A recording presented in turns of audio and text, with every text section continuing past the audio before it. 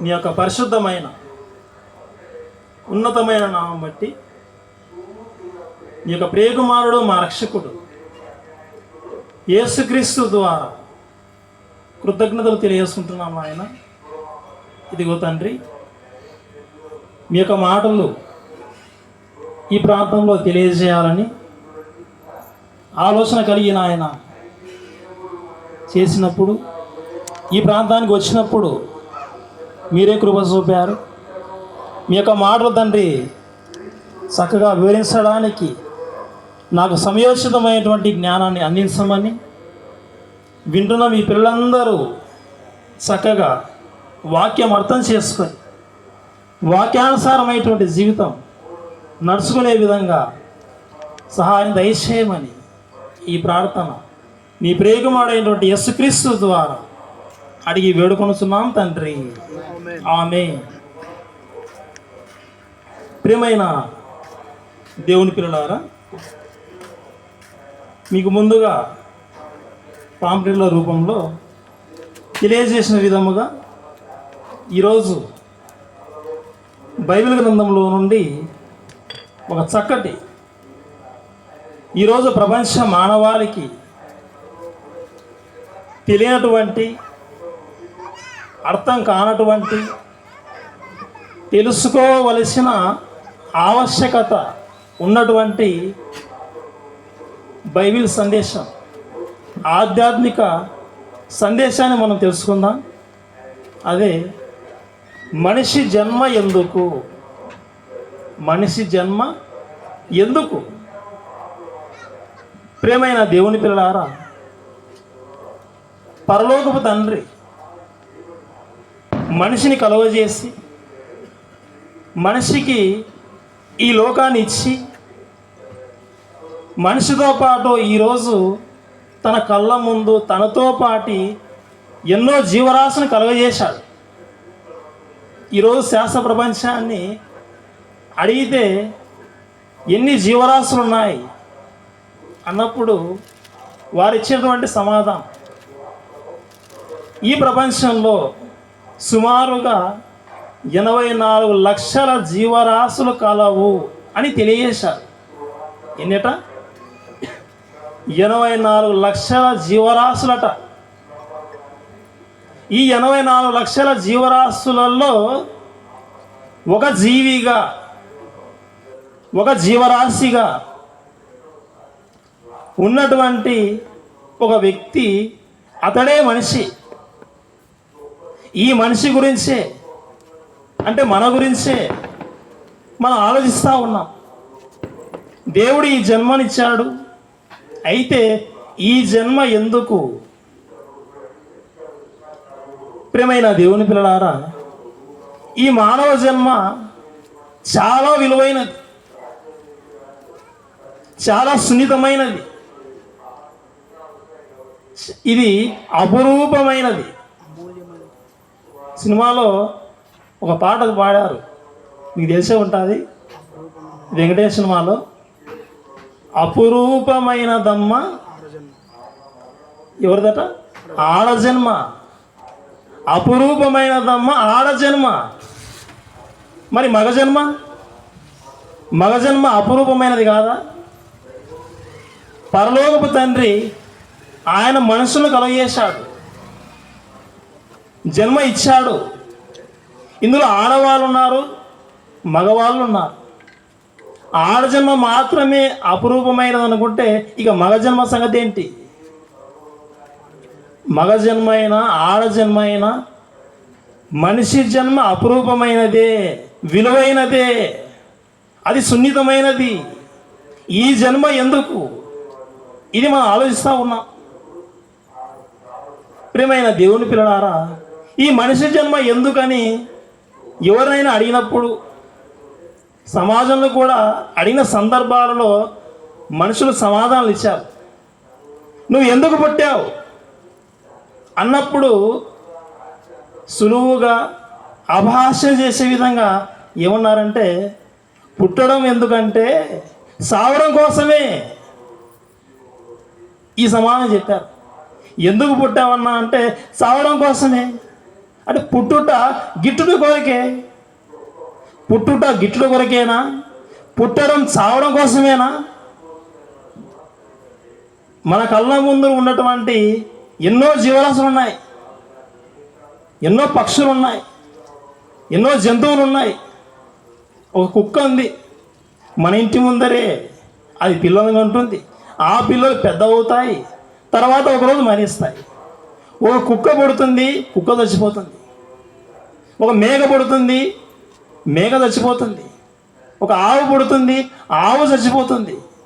అంటే జీవరాశులలో ఎన్నో ఉంటే ఆ జీవరాశుల్లో ప్రతి జీవరాశి పుడుతుంది, చస్తుంది, పుడుతున్నాయి, చస్తున్నాయి. పుట్టడం గిట్టుట కోరికే, పుట్టడం చావడం కోసమే. అంటే ఒక పక్షి పుడుతుంది, పక్షి చనిపోతుంది. ఒక జంతువు పుడుతుంది, జంతువు చచ్చిపోతుంది. ఇక వాటికి మనకు తేడా ఏంటి? ఏ ప్రత్యేకత లేదా?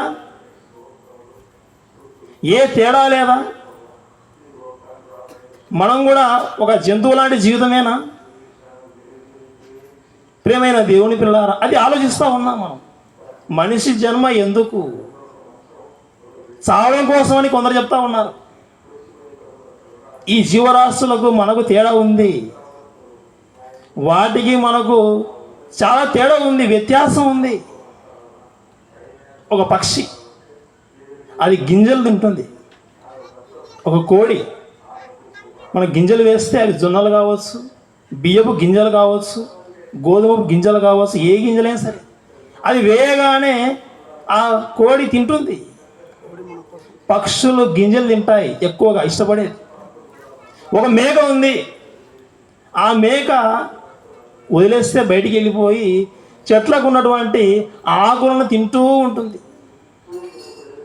ఒక గేదె, ఒక ఆవు, ఒక ఎద్దు దాని బయలుకు వదిలినప్పుడు వెళ్ళి పచ్చిక ఎక్కడ ఉంటుందో, గడ్డి ఎక్కడ ఉంటుందో అక్కడికి వెళ్ళిపోయి తింటుంది.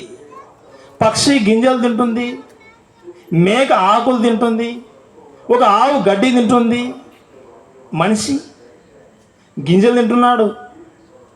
శనగలు, కందులు, మినుములు, పెసళ్ళు గింజలు తింటాడు, ఆకులు తింటాడు. అదే తోటకూర, గోంగూర, పాలకూర, ఇవి ఆకులు. ఇలా మనం తింటున్నాం. ప్రియమైన దేవుని పిల్లలారా, జీవరాశులకు మనకు తేడా ఉంది, ప్రత్యేకత ఉంది. దేవుడు ప్రత్యేకంగా కలుగజేశాడు. ఈ మానవ జన్మ దేవుడు ఇచ్చాడు. ఈ మనిషి కోసమే అన్నిటినీ కలుగజేశాడు. మనిషి జన్మ ఎందుకు? ఇది మనం ఆలోచిస్తూ ఉన్నాం. ప్రియమైన దేవుని పిల్లలారా, ఈ మనిషి జన్మ ఎందుకని ఇంట్లో ఉన్నటువంటి కుటుంబీకులను అడిగితే ఒక్కొక్కరు ఒక్కొక్క విధంగా చెప్తారు. పిల్లల్ని అడిగితే నేను ఎందుకు పుట్టానంటే మా అమ్మా నాన్నల పేరు నిలబెట్టడానికి, అమ్మా నాన్నల పేరు నిలబెట్టాలి, ఇదే నా లక్ష్యం. అమ్మా నాన్నల పేరు నిలబెట్టడానికి పుట్టామట. వాళ్ళు చెప్పే విధానంలో సారాంశం. తల్లిదండ్రులను అడిగితే ఎందుకు పుట్టారు మీరంటే, ఈ జన్మ మీకు ఎందుకు? ఇదిగో మా గర్భాన పుట్టినటువంటి పిల్లలు ఉన్నారు కదా, వీరిని పెంచి పెద్ద చేసి ఒక గొప్ప ఇంటివారుగా చేసి ఇక చివరికి మేము చచ్చిపోతే చాలు, ఇక మా జీవితం మా పిల్లల కోసమే. తల్లిదండ్రులు పిల్లల కోసం అంటున్నారు, పిల్లలు అమ్మా నాన్న కోసమే మా జన్మ అంటున్నారు. భర్తను అడిగితే నేను సంపాదించేదంతా ఆమెకే, భర్త భార్య కోసం అని చెప్తా ఉన్నాడు. భార్యను అడిగితే అమ్మా నువ్వు ఎందుకు బతుకుతా ఉన్నావు? నా భర్త కోసమే, ప్రేమించి వెళ్ళి వస్తున్నాను. ఇలా ఒకరి కోసం, వారి కోసం, వీరి కోసం, నేను వారి కోసం బ్రతుకుతా ఉన్నాను, వీరి కోసం బ్రతుకుతా ఉన్నానని నా జన్మ ఫలానా వారి కోసం అని చెప్పుకుంటున్నారు. ఎలక్షన్ టైంలో రాజకీయ నాయకుడు వస్తాడు, ఆయన ఇచ్చే స్పీచ్లో తన నియోజకవర్గంలో ఉన్నటువంటి వారితో అనే మాట, ఈ జన్మ మీకోసమే, నా బ్రతుకు మీకోసమే, జీవితాంతం ఇదిగో నా నియోజకవర్గంలో ఉన్నటువంటి ప్రతి కుటుంబంలో ప్రతి బిడ్డ కన్నీళ్లు తుడవడమే నా లక్ష్యం అంటాడు. ఒక రాజకీయ నాయకుడు మీకోసం అంటున్నాడు. ఇలా రకరకాలుగా మనిషి జన్మ ఎందుకంటే వారు చెప్పే సమాధానాలు మాత్రం ఒక్కటిగా లేవు. ఏదైనా ప్రశ్న ఉంటే ఆ ప్రశ్నకు సమాధానం ఒకటే ఉంటుంది. ఉదాహరణకు 2 2 మొత్తం కలిపితే ఎంత? సమాధానం 4. ఎవరిని అడిగా సమాధానం అదే చెప్పాలి. 2 2 ఎంత అంటే కలిపితే వచ్చే 4 అని చెప్పకుండా 3 అని ఒకరు, 2 అని ఒకరు, 1 అని ఒకడు, ఇలా రకరకాలుగా చెబితే వారు చెప్పే సమాధానాలు సరైనవి కాదు. ఈరోజు మా జన్మ మా వాళ్ళ కోసమే, ఇదిగో మా జన్మ మా పిల్లల కోసమే, ఇదిగో మా జన్మ మా తల్లిదండ్రుల కోసమే, ఇలా రకరకాలుగా సమాధానం ఇస్తూ ఉన్నారంటే వారికి నిజంగా తెలిసిందా? ఈ మనిషి జన్మ ఎందుకో తెలిసిందా? ఈ బ్రతుకు దేవుడు ఎందుకు ఇచ్చాడో తెలిసిందా? తెలియడం కోసమే దేవుడు ఏనాడో వ్రాయించినటువంటి మాటలు మీకు తెలియజేయడం కోసమే ఈరోజు మీ వద్దకు మేము రావడం జరిగింది. ప్రియమైన దేవుని పిల్లలారా, ఇదే మా లక్ష్యం. దేవుని గురించినటువంటి సంగతులు కొన్నైనా సరే, కొందరికైనా సరే తెలియజేసి దేవునిలో పెంచాలని, వాక్యంలో అభివృద్ధి చేయాలనేదే మా లక్ష్యం. ఆలోచిద్దాం, మనిషి జన్మ ఎందుకు? ఎవరైనా ఎదురుపడినప్పుడు కుశల ప్రశ్నలు అడుగుతారు. అలా అడిగినప్పుడు వారు అడిగేటువంటి ప్రశ్నలు ఎలా ఉంటాయంటే, మీది ఏ ఊరు అంటారు. మీరు వినే ఉంటారు. అన్న మీది ఏ ఊరు? అక్క మీది ఏ ఊరు?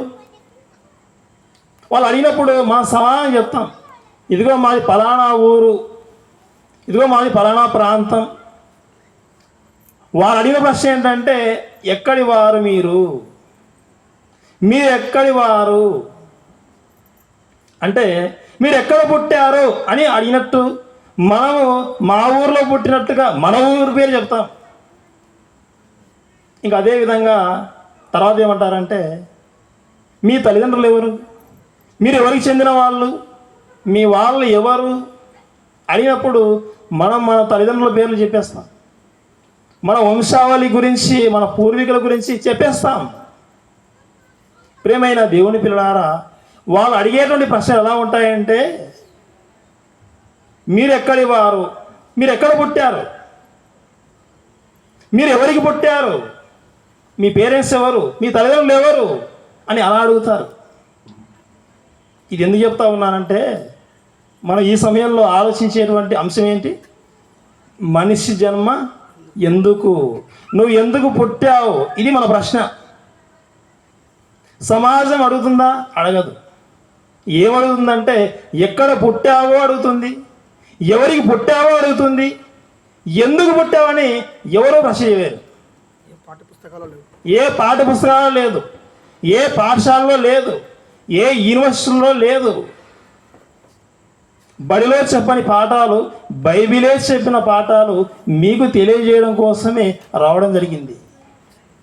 ఎక్కడ పుట్టావు, ఎవరికి పుట్టావు అని అడగడం కోసం కాదు, మీ దగ్గర ఉండే సమాధానం తీసుకోవడం కోసం కాదు.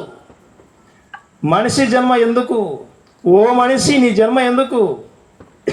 నువ్వు పుట్టావు, ఎందుకు పుట్టావు, కారణం ఏంటి? ప్రశ్నించి నీకు సమాధానం ఒకవేళ తెలిసి ఉంటే అది సరైందో కాదో బైబిల్ ద్వారా దేవుడు చెప్పినటువంటి వివరణ మీ ముందర పెట్టడం కోసమే, మిమ్మల్ని వాక్యంలో పెంచడం కోసమే రావడం జరిగింది. ప్రియమైన దేవుని పిల్లలారా, మొదటి సందేశంలో ఒక చిన్న గేయం విన్నాం, ఒక చిన్న పాట. ఎందుకురా ఎందుకురా అని బడిలో నేర్పించినటువంటి గేయం, ఒక పాట. మాస్టర్ గారు అంటే టీచర్ కిందన ఉన్నటువంటి ఒక అబ్బాయితో నేర్పించిన తర్వాత ఇద్దరు కలిసి ఒక చోట ఉన్నప్పుడు ఇక కన్వర్జేషన్, ఆ పాట స్టార్ట్ అవుతుంది. టీచర్ అడుగుతూ ఉంటే పిల్లవాడు చెప్తూ ఉంటాడు. ఇప్పుడు టీచర్ చెప్తూ ఉంటాడు, క్వశ్చన్ వేస్తూ ఉంటాడు. ఎండలు కాసేది ఎందుకురా అని అడిగితే ఆ పిల్లవాడు నేర్చుకున్నాడు కదా, తిరిగి సమాధానం చెప్తాడు. ఏం సమాధానం చెప్తాడు?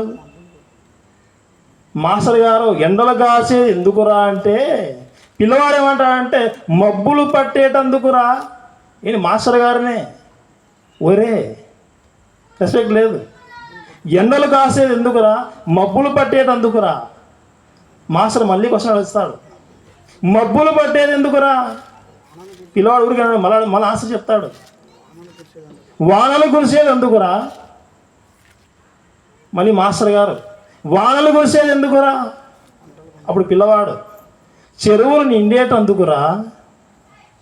మళ్ళీ టీచర్, చెరువులు నిండేది ఎందుకురా? పిల్లవాడు అంటాడు, పంటలు పండేటందుకురా. మళ్ళీ మాస్టర్ గారు ప్రశ్నిస్తాడు, పంటలు పండేది ఎందుకురా?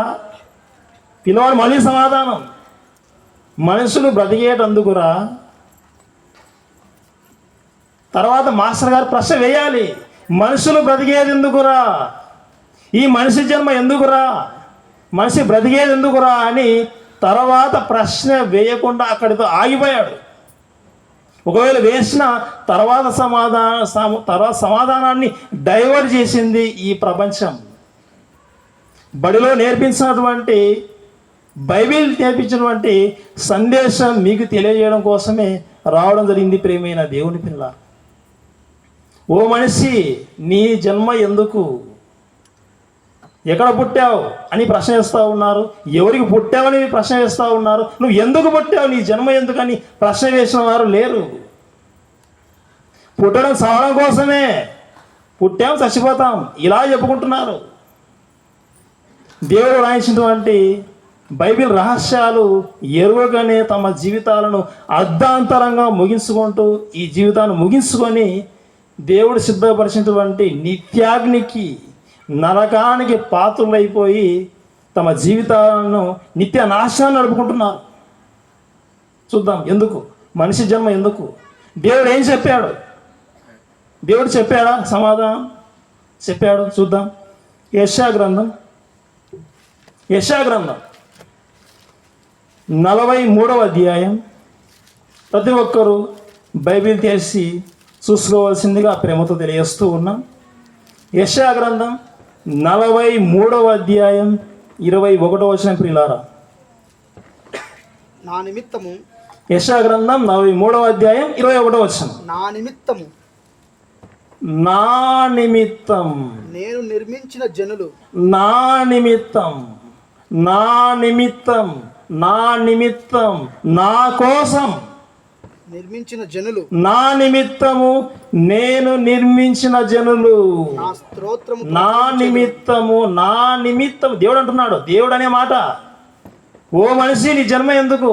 దేవుడు చెబుతా ఉన్నాడు. దేవుడు ఏమంటున్నాడంటే, ప్రజలారా మీ జన్మ ఎందుకంటే నా నిమిత్తం నేను నిర్మించిన జనులు మీరు. నా నిమిత్తము నేను నిర్మించిన జనులు. నేను ఎందుకు నిర్మించానంటే, ఈ జన్మ మీకు ఎందుకు ఇచ్చానంటే, ఈ బ్రతుకు మీకు ఎందుకంటే మీకోసం కాదు, మీ ఇష్టం నెరవేర్చడం కోసం కాదు. యేసుక్రీస్తు వారు భూమి మీదకి వచ్చినప్పుడు ఒక మాట అన్నాడు, చాలా మాటలు అన్నాడు. అందులో ఒక మాట, నా ఇష్టం నెరవేర్చుకున్నటకు నేను రాలేదు, నన్ను పంపినటువంటి పరలోకపు తండ్రి ఇష్టాన్ని నెరవేర్చుటకే పరలోకం నుండి దిగి వచ్చి తిని. ప్రభువైన యేసుక్రీస్తు వారు ఈ లోకానికి వచ్చాడు. ఎందుకు వచ్చాడంటే ఆయన తన బ్రతుకులో చూపించాడు, నేను భూమి మీద అడుగుపెట్టింది నా పరలోకపు తండ్రి ఇష్టాన్ని నెరవేర్చడం కోసం, నా పరలోకపు తండ్రి చిత్తాన్ని నెరవేర్చడం కోసం. ఆయన ఏం చెప్పాడో అది నెరవేర్చడం కోసం వచ్చాను. అందుకే భూమి మీద బతికిన దినాలలో ఆయన ఏ రోజు కూడా యేసుక్రీస్తు వారు తన కోసం ఆలోచించలేదు. నన్ను పంపిన వాని చిత్తం నెరవేర్చుటయే నాకు ఆహారం అన్నాడు. అదే నాకు ఆకలి. ఆయన ఏం చెప్పాడో అది చేయాలి, ఆయన చెప్పిన పని తుది ముట్టించాలి అని తన బ్రతుకుల్లో ఆయన జన్మ ఎందుకో చూపించాడు. ఈరోజు బైబిల్ చేతబట్టే మన జన్మ ఎందుకు? దేవుడు అంటున్నాడు, మీ జన్మ ఎందుకంటే నా కోసం. మన జన్మ దేవుని కోసం. అలా దేవుడు విషయం తెలియజేసినప్పుడు దేవుని కోసం, దేవుని నిమిత్తం మనము బ్రతుకుతున్నామా? ఇది మనముగా ఆలోచించుకోవాలి. మన జన్మ దేవుని కోసమే ఉందా? అలా జీవిస్తూ ఉన్నామా? దేవుడు చెప్పినట్టుగానే ఉంటూ ఉన్నామా? అయితే మంచిది. ఒకవేళ అలా లేమా, మన మనసు మార్పు చేసుకోవాలి. దేవుడు చెప్పే మాటకు లోబడాలి. దేవుని కోసం జీవించేసేయాలి. ప్రియమైన దేవుని పిల్లలారా, ఈ జన్మ దేవుని కోసం. ఈ జన్మను ఇచ్చిందే దేవుడు. మనం కూడా మన ఇంట్లో ఎన్నో వస్తువులు ఏం చేస్తామంటే, అన్ని వస్తువులు, ఒక టీవీ కావచ్చు, మనకు ఒక బైక్ కావచ్చు, ఒక కారు కావచ్చు, ఎన్నో వస్తువులు మనం కొనుక్కుంటాం. ఎందుకు కొనుక్కుంటాం? ఎవరి కోసం? మన కోసమే. మనం కొన్నటువంటి వస్తువులు, మనం ఇంటికి తెచ్చుకున్నటువంటి వస్తువులు, అవి మన కోసం. దేవుడు మనిషిని కలుగజేశాడు. దేవుడు మనుషులైనటువంటి మనల్ని నిర్మించాడు. మన మీద పెద్ద ప్రణాళిక ఉంది. ఆయన ఎంతో గొప్ప ప్రణాళికతో ఆశపడి మనకు జీవితాన్ని ఇచ్చాడు. ఆయన చెప్పాడు, నేనే కలుగజేశాను, మీ జన్మ కూడా నా కోసమే అన్నాడు. ఇంట్లో ఉన్న వస్తువు, కొన్న వస్తువు మన కోసమే. మనల్ని చేసినటువంటి దేవుడు మనల్ని చేశాడు కాబట్టి మనం కూడా ఎవరి కోసం బ్రతకాలి? దేవుని కోసమే, దేవుని నిమిత్తమే మనం జీవించవలసినటువంటి వారమే ఉన్నాం. ప్రియమైన దేవుని పిల్లలారా, ఈ జన్మ దేవుని కోసమే. దేవుని కోసం జీవిస్తూ ఉన్నామా? దేవుడు అన్నాడు ఒక మాట, నేను పరిశుద్ధులను కనుక మీరును పరిశుద్ధులై ఉండుడి. ఓ మనిషి, నీ జన్మ ఎందుకు? మనం కూడా అంటాం, నా జన్మ దేవుని కోసమే. అయితే దేవుడు పరిశుద్ధుడు. దేవుడు పరిశుద్ధుడు కాబట్టి మనం కూడా ఎలా ఉండాలి? దేవుడు పరిశుద్ధుడు కనుక మీరును పరిశుద్ధులై ఉండుడి. నా జన్మ దేవుని కోసమే. అయితే దేవుడు పరిశుద్ధుడు, మరి మనం కూడా ఎలా ఉండాలి? పరిశుద్ధులుగా ఉండాలి, నీతిమంతులుగా జీవించాలి. అబద్ధపు మాటలు మాట్లాడుకోకుండా, చెడు క్రియలు చేయకుండా, చెడ్డ తలంపులు చేయకుండా, దేవునికి అనుకూలముగా భక్తిగా మనం జీవించాలి. అలా బ్రతికి జీవిస్తూ ఉంటూ దేవుని కోసమే నా జన్మ అంటే సరైనదే, మంచిదే, మనం ఆ మార్గంలో ఉన్నట్టే. అలా కాకుండా ఉంటే ఇప్పటికైనా ఈరోజు మనం వాక్యం వింటూ ఉన్నప్పుడు మన జన్మ దేవుని కోసమే అని దేవుని వైపు తిరిగిన వారముగా దేవుని కోసం గొప్పగా మనం జీవించవలసినటువంటి ఆవశ్యకత ఉంది. ప్రియమైన దేవుని పిల్లలారా, ఈ జన్మ, ఈ బ్రతుకు దేవుని కోసమే. ఈ భూమి మీద చూడండి, ఎన్నో జీవరాశులు అన్నీ బ్రతుకుతూ ఉన్నాయి. అవన్నీ ఎందుకంటే మన కోసమే. మనం అనుకోకపోవచ్చు, మనకు తెలియకపోవచ్చు. బ్రతికేటువంటి ప్రతి వస్తువు, ప్రతి జీవరాశి, ప్రతిదీ మన కోసమే. ఒక సూర్యుడు ఉన్నాడు, ఉదయాన్న ఎక్కడ ఉదయిస్తాడు? తూర్పున ఉదయిస్తాడు. ఎక్కడ అస్తమిస్తాడు? పడమర అస్తమిస్తాడు. ఒక సూర్యుడు తూర్పున ఉదయించి పడమర అస్తమించి ఇలా ఎందుకు ప్రతిరోజు డ్యూటీ చేస్తూ ఉన్నాడు?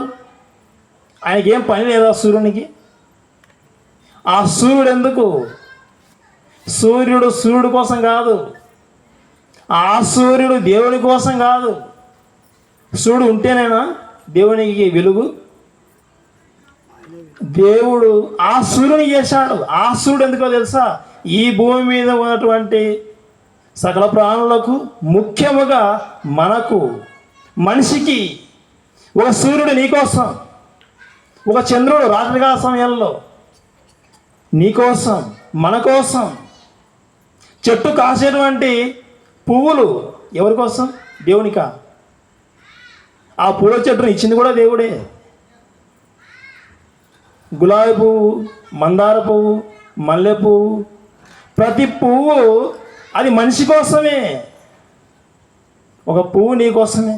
ఒక కాయ, మామిడికాయ, టెంకాయ, ఏదైనా సరే ఒక కాయ తీసుకుంటే ఆ కాయ నీ కోసమే, మన కోసమే. ప్రకృతిలో ఉన్నటువంటి ప్రతిదీ అది మన కోసమే. దేవుడు కలుగజేశాడు, ఎన్నిటిలో పెట్టాడు. అనుభవిస్తూ ఉన్నటువంటి మనము మన కోసమని, మన వారి కోసమని, నేను బ్రతికేది మా వారి కోసమేనే అలా జీవించి వెళ్ళిపోతే చివరికి మన జీవితం ఏమైపోతుంది?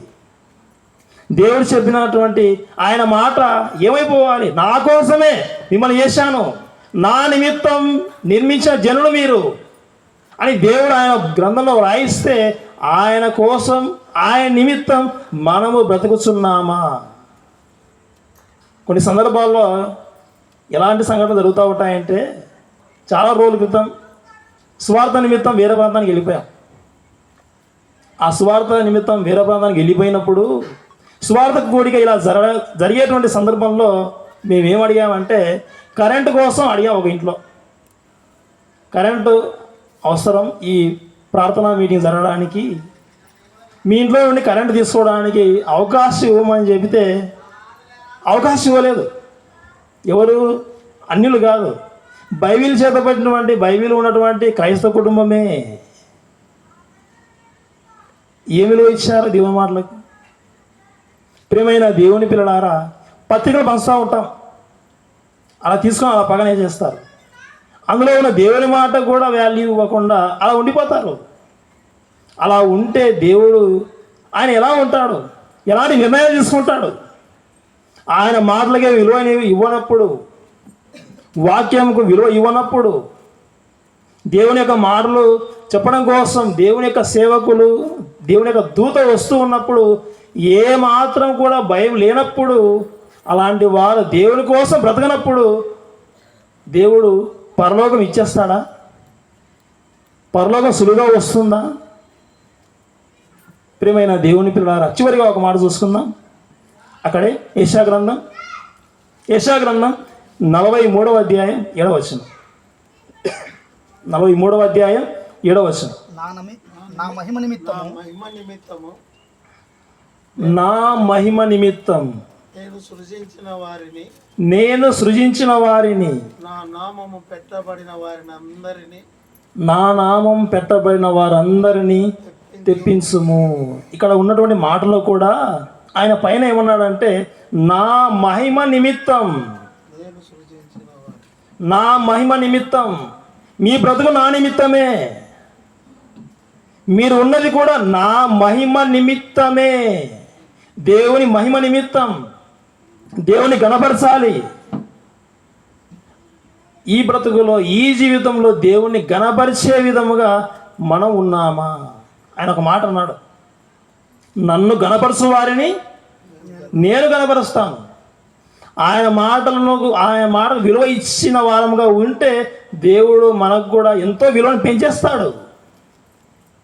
ఆయన మాటకు విలువ ఇవ్వకపోతే, మాట వినకపోతే దేవుడు మన మాట కూడా వినడు, మన ప్రార్థన కూడా ఆయన వినడు. నేను పిలిచినప్పుడు మీరు వినలేదు, మీరు ప్రార్థన ద్వారా పిలిచినప్పుడు నేను వినను. దేవుడు అలాగే ఉండిపోతాడు. మీరు చేసిందే మీ నెత్తి మీదకి వస్తుంది, మనం చేసిందే మన నెత్తి మీదకి వచ్చేస్తుంది.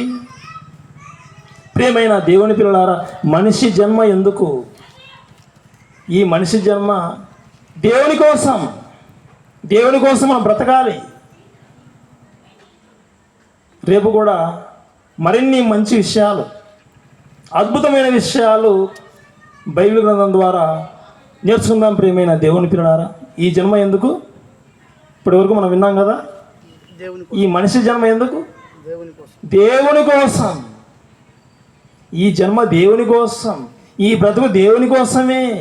దేవుని కోసం బ్రతకాలని, అన్నీ మీకోసం ఉన్నప్పుడు, అన్నీ మన కోసం ఉన్నప్పుడు మనము దేవుని కోసం ఉన్నామా? ఉండాలి. అన్నీ ఇచ్చాడు ఆయన, అన్నీ తీసుకొచ్చి మన పాదాల కింద పెట్టాడు. మన ఇంటి ముందు ఉన్నటువంటి ఒక చెట్టు, ఒక మామిడి చెట్టు ఉందనుకుందాం. ఆ చెట్టు ఉన్నటువంటి కాయ పండు తెగిపోయిందంటే ఎక్కడ పడుతుంది? కిందికి పడుతుంది, భూమి మీదకి వచ్చేస్తుంది.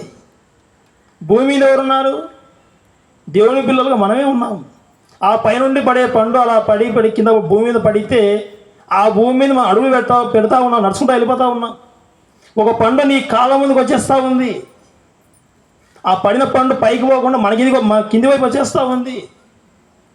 అన్ని దేవుడు మన పాదాల కింద పెట్టేశాడు. ప్రతిదీ తీసుకుని వచ్చి మన పాదాల కింద పెట్టేశాడు.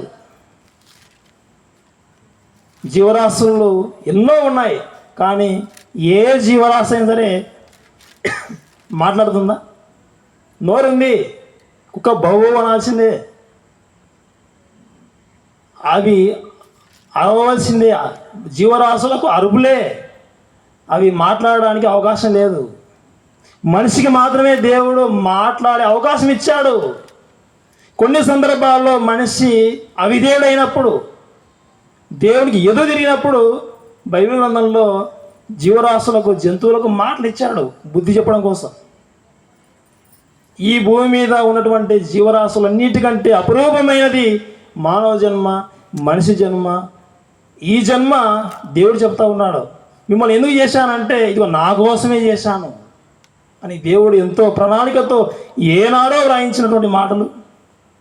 కాబట్టి ఈ మాట ఈరోజు మనం తెలుసుకున్నాం. నా నిమిత్తం అని దేవుడు అంటున్నాడు. మనం ఆయన కోసమేనట, అయితే ఆయన కోసమే జీవించాలి. ఎందుకంటే చివరికి శాశ్వతం ఆయనే.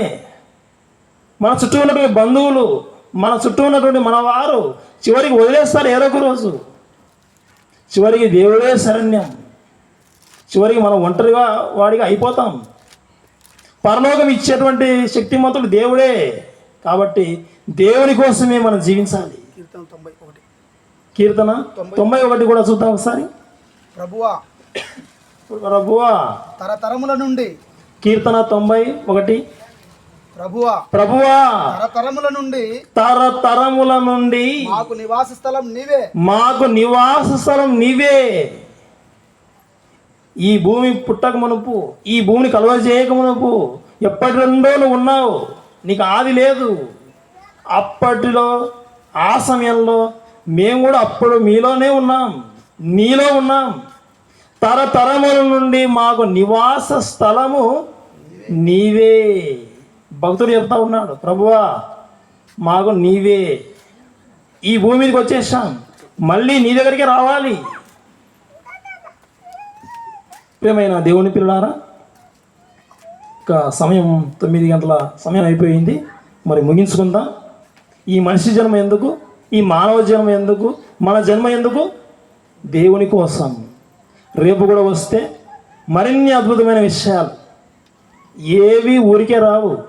పరలోకం ఊరికే వస్తుందా? ఈ విషయాలు రేపు తెలుసుకుందాం. అందరూ ప్రార్థనలో మరి ఏకీపించలు అయితే చిన్న ప్రార్థన చేసుకుందాం, ముగించుకుందాం. మహోన్నతుడు అయిన మా యొక్క తండ్రి, నీ యొక్క పరిశుద్ధమైన ఉన్నతమైన నామం బట్టి నీ యొక్క ప్రియకుమారుడు మా రక్షకుడు యేసుక్రీస్తు ద్వారా కృతజ్ఞతలు తెలియజేసుకుంటున్నాం నాయన.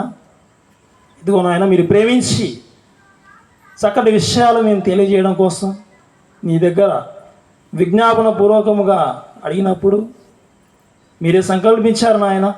ఈ రీతిగా నడిపించారు. ఇందులో మా శక్తి బలం ఏమీ లేదు. మీ కృపనే ఈ పరిసర ప్రాంతాల్లో ఉన్నటువంటి నీ పిల్లలైన వారికి నాయన కొన్ని విషయాలు తెలియజేసి సత్యంలో నడిపించాలని తండ్రి ప్రయాసపడుతూ ఉండగా తండ్రి, మాతో పాటు జతపని వారిగా ఉన్నటువంటి ప్రతి బిడ్డను తండ్రి జ్ఞాపకం చేసుకున్నామని, ఈ ప్రాంతంలో మరి ముఖ్యంగా నాయన ఈ స్థలం ముందు ఉన్నటువంటి చుట్టుపక్కల పరిసర ప్రాంతాల్లో ఉన్నటువంటి ప్రతి బిడ్డను, ప్రతి కుటుంబాన్ని తండ్రి జ్ఞాపకం చేస్తామని కోరుకొనిస్తూ ఉన్నాం. ఇదిగో నాయన, రేపటి దినం కూడా తండ్రి మరి చక్కటి విషయాలు నాయన మేము నేర్చుకోవడానికి కృప చూపమని ఈ ప్రార్థన నీ ప్రియకుమారుడైనటువంటి యేసుక్రీస్తు ద్వారా అడిగి వేడుకొనుచున్నాం తండ్రి. ఆమేన్.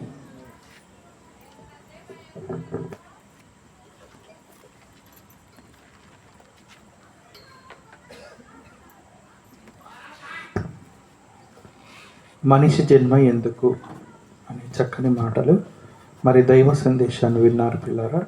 మరి మనిషి జన్మ మరి దేవుని కొరకే అని, మరి సత్క్రియలు చేయుటకే భూమి మీదకి వచ్చామనే చక్కని మాటలు మరి దైవ సేవకుల ద్వారా మనం విన్నాం ప్రభా. మరి విన్నటువంటి మాటలు మన హృదయం నుండి ఫదిలపరుచుకొని మరి వాక్య ప్రకారము జీవించి దేవుడిచ్చేటటువంటి ఆ మహాలోకాన్ని స్వతంత్రించుకోవాలని కోరుకుంటున్నాం ప్రియులరా. మరి చివరిగా చిన్న ప్రార్థన చేసుకుందాం. మరి అయ్యగారు మన మధ్యలో ఆశీర్వదిస్తారు. ప్రార్థన చేసుకొని ఈ కోరికను ముగించుకుందాం. రేపు మరి కరెక్ట్గా మేము చెప్పిన టైంకి 9 o'clock అలా క్లోజ్ చేసామండి. రేపు కూడా సమయపాలన పాటిస్తాము అందుకని రేపు 7:30 కల్లా అందరు కూడా వచ్చినట్టయితే మరి చక్కగా సమయానికి క్లోజ్ చేస్తాం. చిన్న ప్రార్థన చేసుకుందాం ప్రియులారా. క్రీస్తునందు మమ్మల్ని మిక్కిలిగా ప్రేమించిన పరలోకపు తండ్రి, ఆకాశ మహాకాశాలకు సృష్టికర్తవైన మహాదేవ, మీ పవిత్ర నామానికి, పరిశుద్ధ నామానికి, మీ ప్రియ కుమారుడు, మా ప్రియ రక్షకుడైన క్రీస్తు పేరిట కృతజ్ఞతాస్తుతులు చెల్లిస్తున్నాం తండ్రి. ప్రభా, ఇప్పటి వరకు మనిషి జన్మ ఎందుకు అనే అంశాలను మరి విన్నాం. మీ వాక్యం ద్వారా ప్రభా, మరి విన్నటువంటి మాటలు ప్రభా మా హృదయం ఫలించి మరి మీరున్నటువంటి ఆ మహాలోకానికి చేరుకొనగలిగే జ్ఞానాన్ని, తెలివిని మాకు ప్రసాదించండి. మరి ఇప్పటి వరకు ఎవరైతే విన్నారో వాక్యము, వారి పేర్లన్నీ కూడా ప్రభా మరి మీ యొక్క జీవ గ్రంథం నందు లిఖించబడి ఉండేలాగున కృప చూపండి. విన్నటువంటి వాక్యము మరి దుష్టుడు ఎత్తిపోకుండా మరి మా హృదయంలో పదిలపరుచుకొని వాక్య ప్రకారము జీవించే భాగ్యాన్ని దయచేయండి. మరి మీ రెండవ రాకడలో వచ్చినప్పుడు ప్రభా, మీ ఎదుట నిర్దోషులుగాను, నిష్కలంకంగాను, నిరపరాధులుగాను ఉండే భాగ్యాన్ని ప్రభా మా అందరికీ కూడా దయచేయమని కోరుతూ, మరి మేము ఇంటికి వెళ్ళుచుండగా మమ్మల్ని క్షేమంగా గమ్యానికి చేరమని కోరుతూ ఈ ప్రార్థన మా ప్రభు ప్రియరక్షకుడైన క్రీస్తు నామమున అడిగి వేడుకుంటున్నాం తండ్రి. ఆమేన్. నా ఆశీర్వాదం.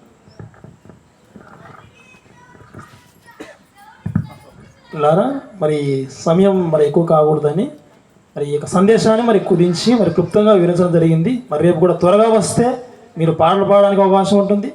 మరి వాక్యం కూడా ఎక్కువగా మనం నేర్చుకోవడానికి చక్కటి అవకాశం ఉంటుంది. ఈ యొక్క సమయంలో ఆశీర్వాదం ఇవ్వాల్సిందిగా పెద్దలు యోహాన్ అయ్య గారికి సమయాన్ని ఇస్తూ ఉన్నాం. అందరూ మరి ప్రార్థనలో మరి ఉండవలసిందిగా ప్రేమతో తెలియజేస్తూ ఉన్నాం. మరి చివరిగా ఆశీర్వాదం ఇవ్వాల్సిందిగా ప్రేమతో తెలియజేస్తూ ఉన్నాం. తండ్రి, కుమార, పరిశుద్ధాత్మ దేవుడవైన తండ్రి, ఇంతవరకు తండ్రి నీ దాసుల ద్వారా వినిపించిన ప్రతి మాటను తండ్రి మా హృదయాల్లో భద్రపరచుకొని తండ్రి మా హృదయాలు నింపబడి నువ్వు సెలవిచ్చావు, హృదయం నిండిన దాన్ని బట్టి నోరు మాట్లాడును అన్నావు కదా ప్రభువా. ఆ వాగ్దానాలు నీ చిత్తమైతే, నీకు ఇష్టమైతే విన్న ప్రతి ఒక్కరి హృదయాలు కలిగించి కృప చూపించి నడిపించుమని మా ప్రభుని ప్రియ కుమార్ మా కొరకు త్వరలో రానాయన నజరుడైన యేసుక్రీస్తు పుణ్య నామమున అడుగుచున్నాము తండ్రి. ఆమేన్. పిల్లరా, ఆశీర్వాదం తీసుకుందాం. మన కన్న తండ్రి అయిన దేవుని ప్రేమయు, ఆయన కుమారుడు మన రక్షకుడైన క్రీస్తు వారి కృపయు, పరిశుద్ధాత్మ అన్న సహవాసం చేరి వచ్చినటువంటి మనందరికీ కూడా తోడైండును గాక. ఆమేన్. అందరికీ వందనాలు. సెలవు. ఎందుకంటే రేపు చక్కని పాఠం అండి, ఏవి ఊరికే రావు పరలోకం అనే చక్కని మాటలు ఉంటాయి. దయచేసి అందరూ కూడా మరి విని ఆత్మీయ మేలులు పొందాలని ప్రభు పేరిట కోరుతున్నాం. ప్రియులారా, అందరికీ వందనాలు. సెలవు.